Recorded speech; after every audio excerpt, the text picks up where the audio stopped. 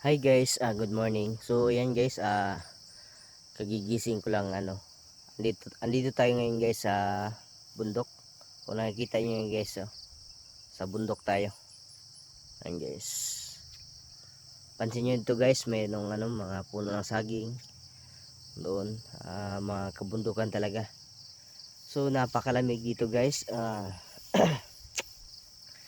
Yung temperatura dito guys ay napakalamig talaga. So ayan guys, makikita niyo yan, bundok.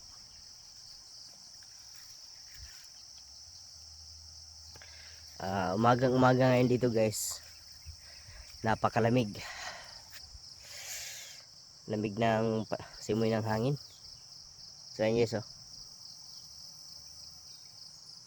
so ayan guys, galing ako doon sa doon sa farm at pauwi na ako sa bahay. So ayan guys,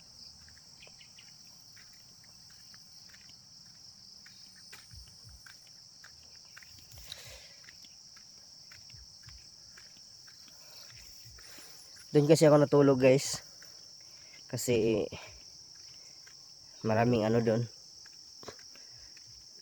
mga alagang hayop.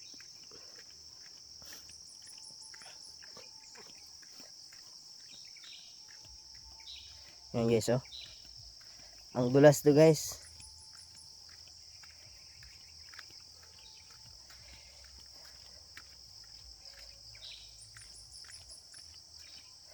Napakadulas ng daan.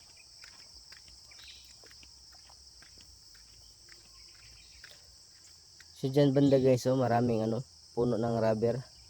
Yan nasa bundok talaga tayo guys. Pero dito naman walang masyadong tanim. So ayan guys,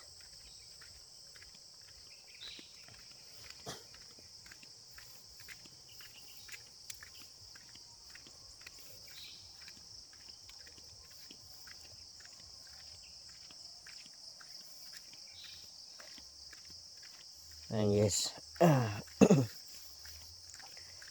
Dandanan tayo guys kasi madulas ang daan.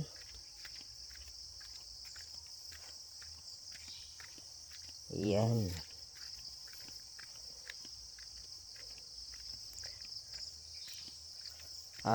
Shoutout nga pala guys sa aking mga followers, pati ng mga subscriber ko sa YT channel.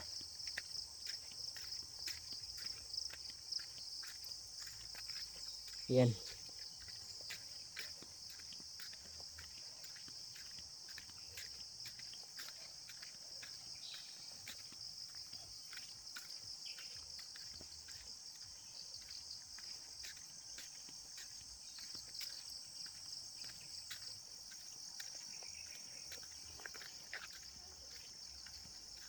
Talagang di madadaanan ng motor guys, no, dahil sa madulas.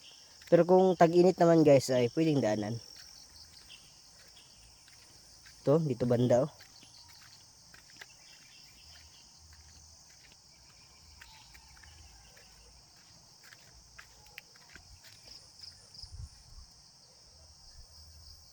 Ayan guys, doon tayo galing guys.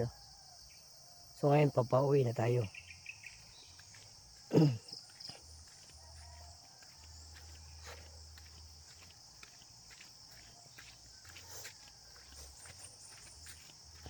May napansin lang akong napakalaking puno dito guys. Papakita ko sa inyo guys, napakalaking puno talaga. Ayan guys, napakalaking puno.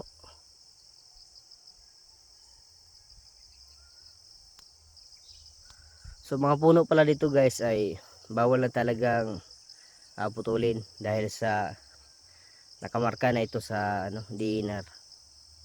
Kasi dito banda kasi guys ay tourist spot, kaya dapat panatilihin yung mga puno, na lalo na yung mga centennial trees.